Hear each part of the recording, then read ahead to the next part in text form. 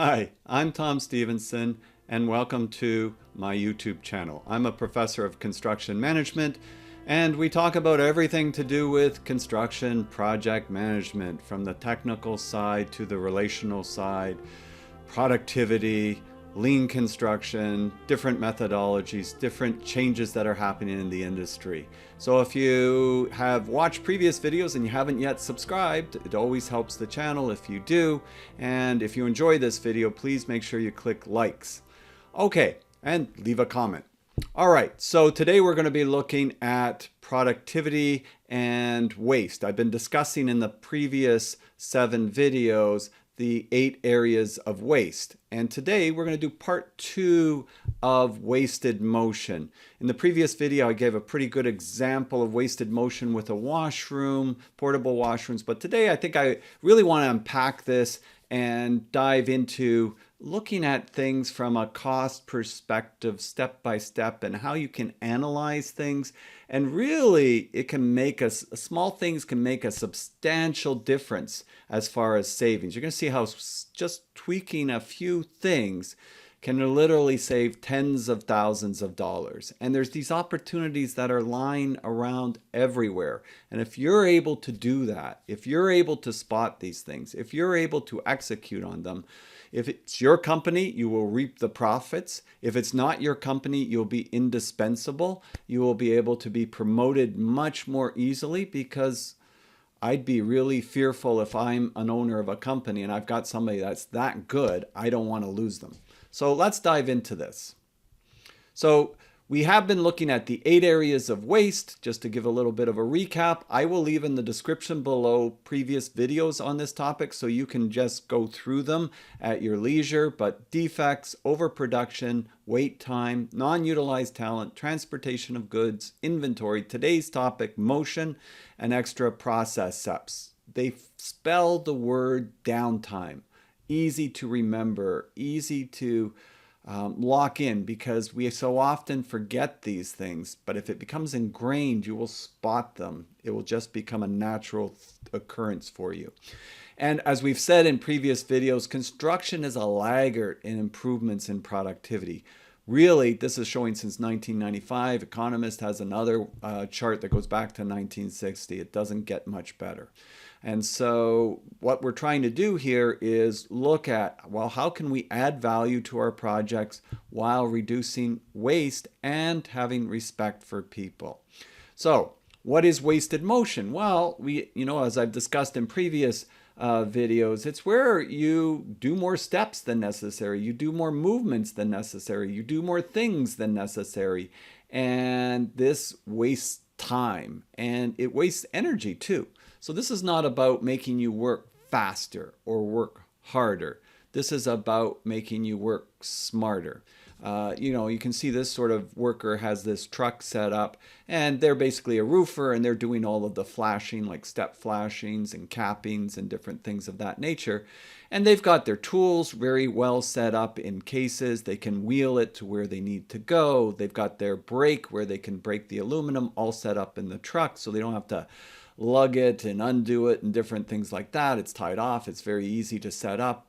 Everything is about not spending a lot of time unnecessarily, and that's important. And so just keep that in the background. These types of movements improve efficiency, improve productivity, lower costs, and lower stress.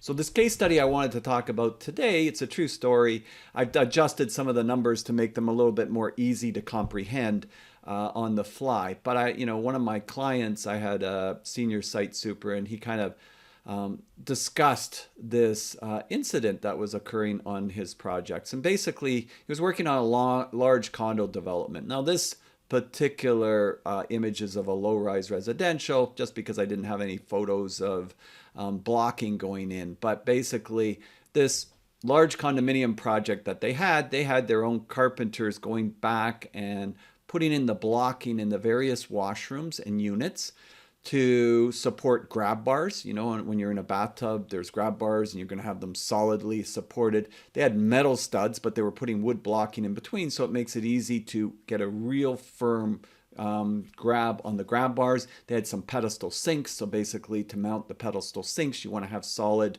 mounting behind the drywall so you could fasten the brackets into place, and a number of other areas where they wanted blocking for different apparatus that would be applied. And so he was observing the workers, and he saw that the workers were taking about an hour to do a unit. And he noticed that they would sort of set up centrally on the floor, and they'd have their chop saw set up, and they would basically do some measurements, do some cuts, and they would go back and forth with the pieces. And then they would screw in the blocking. And they had cords that they were lugging around and different things like that. And it seemed very inefficient from a work perspective. It seemed to be taking a lot longer than necessary. And that was kind of concerning. And he had seen it done in another condominium project by a different crew that kind of had a sort of different methodology. So we're going to look at this. So we've got condominium blocking in the units for towel bars, pedestal sinks, grab bars. It's a large condominium tower in this case, so it's not only 3 or 4 units, it's quite a few units, right, that we're talking about here. There's 3 towers totaling 100 stories of units, 34 floors, 32 floors, 34 floors. So basically 12 units per floor, 1,200 units in total. So it's a fair amount of units that this is happening to. Each unit requires wood blocking with about 10 locations in each unit that there's got to be wood blocking put in. So it's observed 1 hour to complete 1 unit. All right, so what you got to do if you really want to look at this, you want to break it down. You want to look at, well, how can we make sure that we're better organized? Previous video, I talked a little bit about the 5 S's and, making sure like firefighters are very well organized. You don't want them looking for stuff. You don't want them doing unnecessary steps. You want them to have what they need where they need it. They want to make it easy. This kind of psychology you want to sort of instill in your people, create that kind of culture that thinks that way. So when we think about how much this costs, we have to sort of look at, what we would call the burdened rate for whatever the trade is. I'm using carpenter as an example, whatever the trade is. And so I'm going to say it's $90 per hour. And it depends where you're located. I'm located in Toronto, Canada. I think if you're located in big cities, you'll probably find that the rate is fairly high.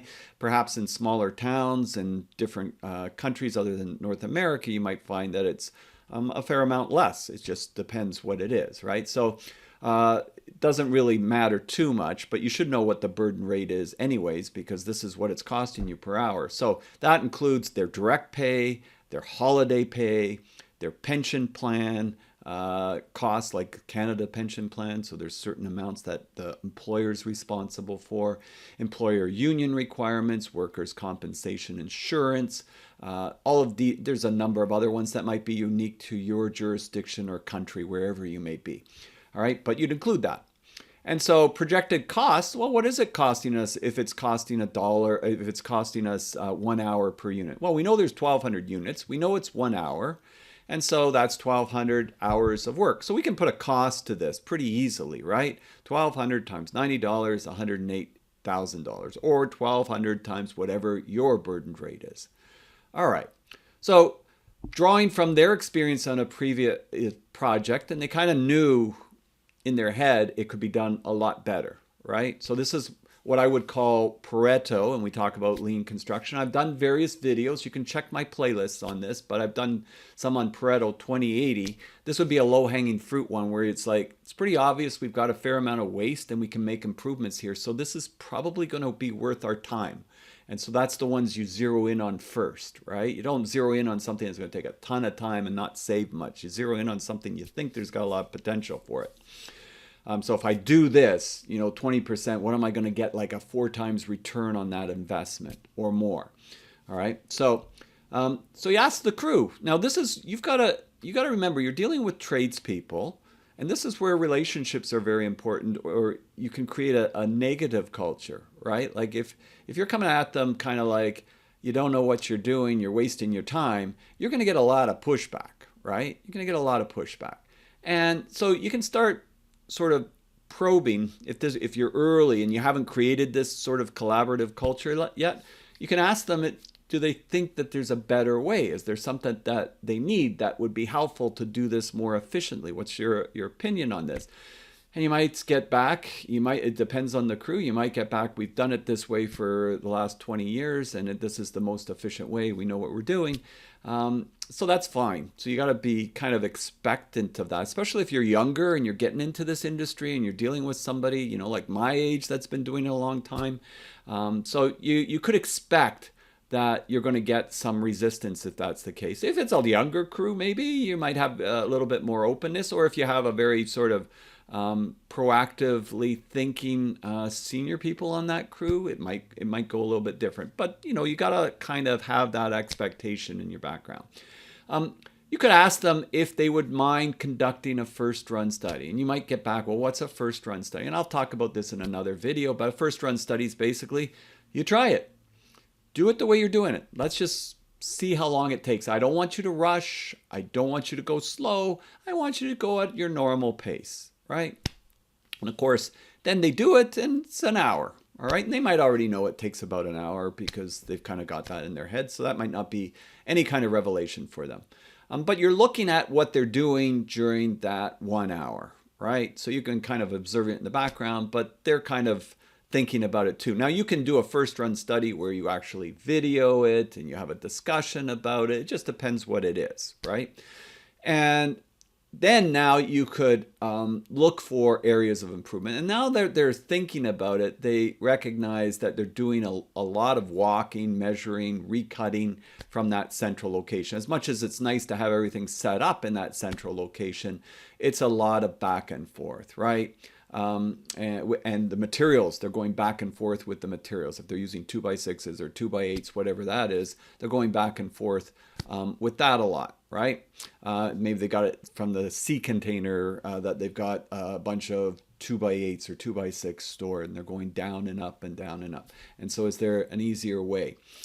And so you have that kind of discussion and thinking about things. And of course, I'm just going to leave this up here and we'll come to this in a minute. But this is a separate example, but it ties in. All right. So you suggest with input from the crew that you want to build a box on wheels, because it seems like, why are we going back and forth? What if we had a box on wheels that not exactly like this, maybe was a little bit longer, had room for a chop saw, had room that you could put some blocking, that you could easily lay your 2x8 on it and cut it. That would make things a lot more, flow a lot better, all right? And so you're saying, we're going to take some time, we're going to build this box, we're going to get the materials for it, we're going to get the wheels for it, we're going to get whatever we need to build this box on wheels, right?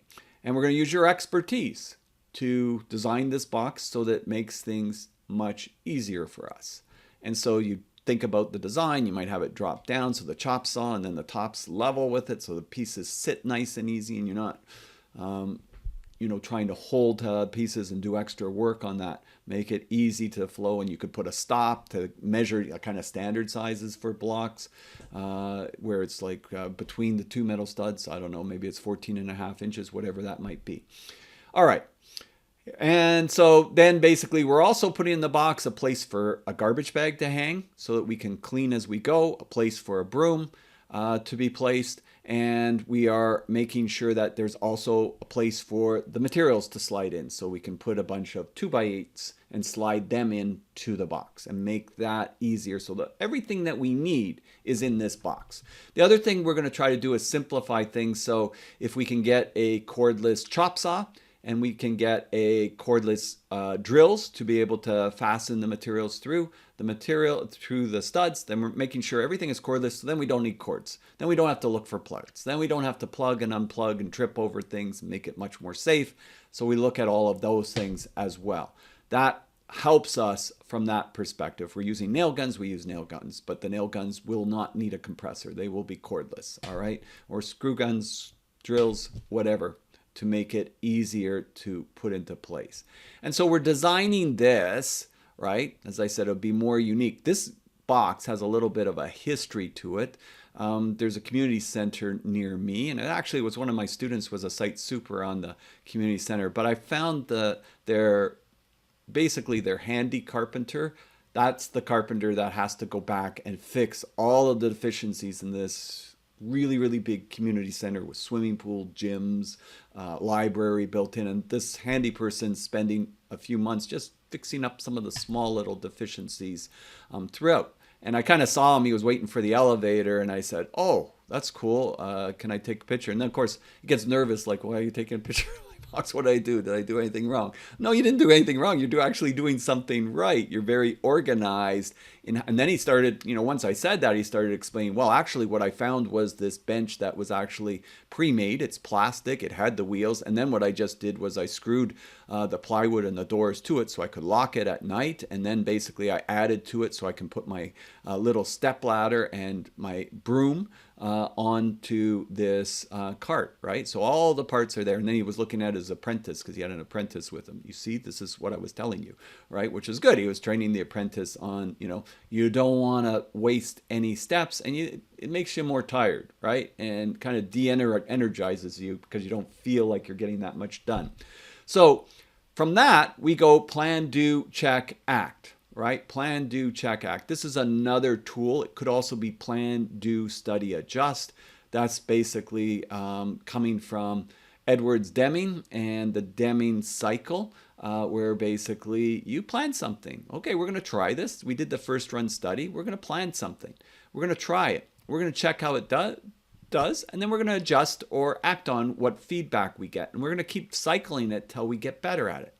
So they did it, right? They did it. They did 3 trials, all right?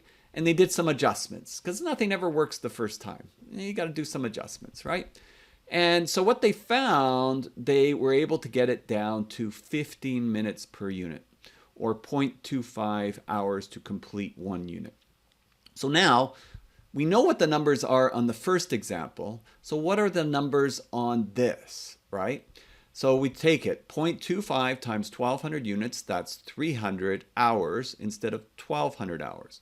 300 hours times $90 is $27,000. Now, you know what? We did take some time to make the box, to get the plywood, to get the wheels, maybe some cordless drills that we didn't have, or cordless tools that we didn't have. And so we'll say $3,000 for that. All right. So, and that's kind of a one-off, right? So that's kind of a one-off, $3,000. So I've got $108,000 original cost, right? I've got minus the 27,000 and the 3. So we'll take off $30,000 here. So what we have here is we have a savings of $78,000. Like, this was not major stuff. This was kind of just creating this culture of looking at waste, using a few tools, lean construction. And when I say tools, well, we are using tools, but I mean methodologies that can help us. We've looked at 5 S's, where we want to make sure everything is basically sorted, set, cleaned. We want to standardize how we do it, and then we want to figure out how do we keep doing it that way. That was kind of in the previous video if you haven't seen that.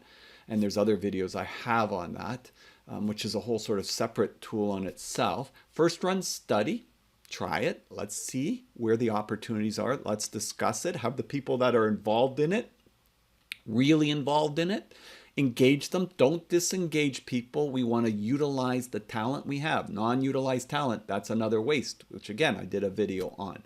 Right, so we want to make sure that's working. Then we did the Deming cycle, the plan, do, check, act. And we did it a few iterations to try to get it down that we've got it pretty good. It doesn't mean you can't still get a little bit better, but there's a little, this was the 2080, another lean tool, Petto, that was basically cycling in at a certain point. You get diminishing returns on it, right? But if you have that sort of that continuous improvement mindset, you'll always be making little improvements, but it's going to have its limitations, right? There's going to be something else that's going to be more worth your time at that point.